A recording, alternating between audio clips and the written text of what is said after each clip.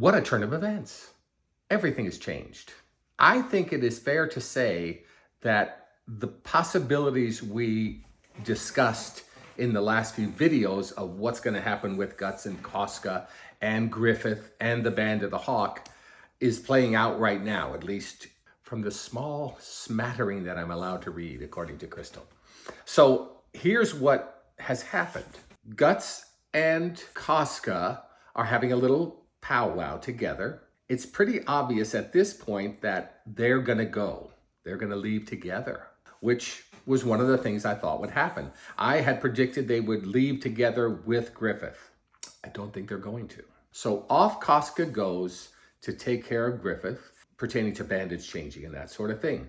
And Guts gets surrounded by the men with one thing on their mind, which is, Guts, don't go, stay. And they have all of these ideas about how they can continue on as the Band of the Hawk, in this case, as basically a bunch of robbers and thieves.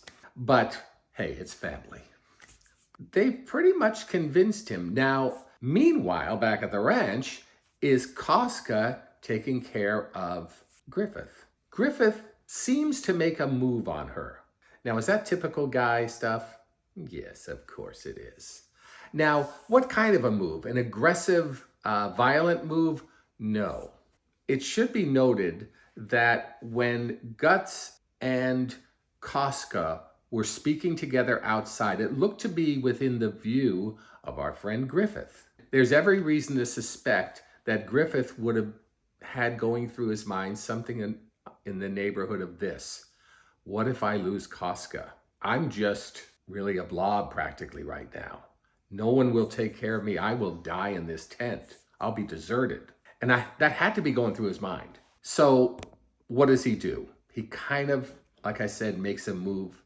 But it looks to be really an affectionate move. Because what Casca was thinking at the time is all of the times she and Griffith were together and he'd put a little hand on her shoulder and how important that was to her, how it encouraged her. And now he's putting more than a hand on her and he's kind of laying on top of her. And at first she's saying, no. And then I think she comes to the realization that nothing's going to happen like that. And she just kind of pats him back, sort of a return of the affection that he would show her just that little bit. Well, she comes out of the tent. Guts has probably finished talking to the men and come to the decision that he's staying. And Casca is what? Crying. The most powerful weapon in a woman's arsenal are tears. And so he wants to know what she's crying about. Did something happen? She says to him, I've got to take care of Griffith. You go on, you go. We're through, we're done. I've got to take care of Griffith. And we always knew she had a great affection for him and a loyalty. And that's coming through. And basically, Guts says to her, I'm staying.